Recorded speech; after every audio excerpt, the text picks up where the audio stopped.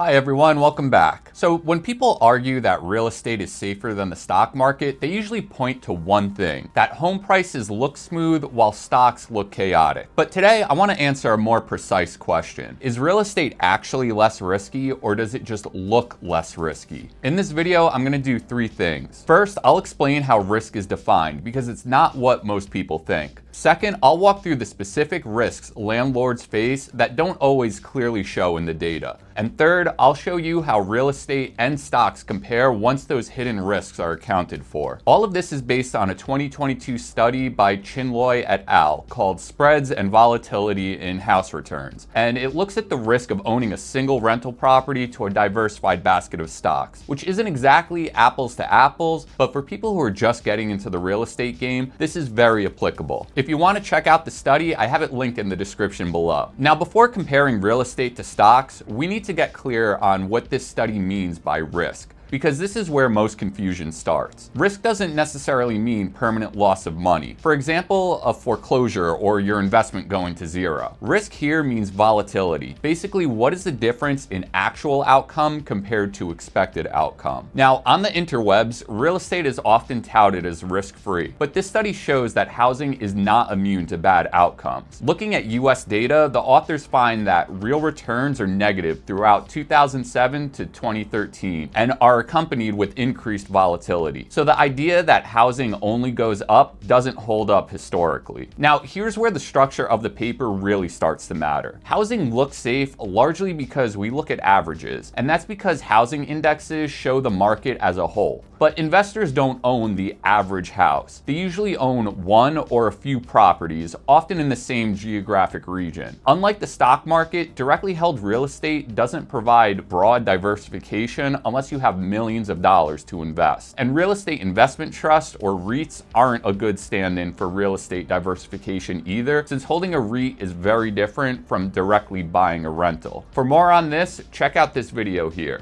So this brings us to the first hidden risk of investing in real estate, idiosyncratic risk. This type of risk is the risk that comes from owning a specific property rather than the housing market overall. In plain English, two landlords can own very similar properties in the same market and have very different outcomes. For example, a tenant vacating early, or a property needing a major repair, or a house selling faster than another. Indexes smooth all of that away, but individual owners feel it directly. And according to the study, this risk is not something most people can diversify away from when holding just a single rental property. The authors found that idiosyncratic risk adds about 2% to the return standard deviation. And for those of you who may have sat out of stats class, this is where the concept of the bell curve comes into play. Standard deviation is basically a way to describe how spread out numbers are. In simple terms, it tells you how much the investment returns typically differ from the average. If the standard deviation is small, most investment returns are close to the average, or the middle of the bell curve. If the standard deviation is large, the investment returns are spread far apart from the average. The second risk cited in the paper is the illiquidity of real estate. Stocks trade continuously while housing doesn't. Because homes trade infrequently and housing data is usually reported month to month, unlike the stock market, the day-to-day fluctuations in the housing market never get shown and the volatility gets smoothed out in the data. As an example, here's a side-by-side showing S&P 500 returns reported on a daily versus monthly basis. As you can see, the monthly returns make for a slightly smoother ride. And that smoothing, the authors argue, makes a single rental appear safer than it really is. When the authors correct for this illiquidity risk, they find it adds another 1.3% annually to the standard deviation. Now we can put the pieces together. If you only look at housing indexes, the standard deviation of returns looks low at about 5.4%. But once you add the risks of owning a single rental, such as idiosyncratic risk and illiquidity risk, the picture changes and the standard deviation of returns goes to 8.7% compared to the S&P 500 standard deviation of return of 18.2% annually. So yes, stocks have a higher standard deviation, meaning that your return is more variable, but volatility alone does not tell the full story. When the authors compare the Sharpe ratio, which is a measure measurement of the return you get for the risk you take, the Sharpe ratio of a house and the S&P 500 is almost the same. So owning a single rental versus a broad stock market fund ends up looking surprisingly similar on a risk-adjusted basis. Now, of course, this is just one study, and I want to reiterate what this study does and does not do. It compares owning one rental property to owning a diversified stock portfolio, and only looks at the US real estate and stock market. It also looks at unlevered returns, meaning there's no mortgage on the property. So how do you get around these risks when owning a single rental property? Well, you simply buy more rentals.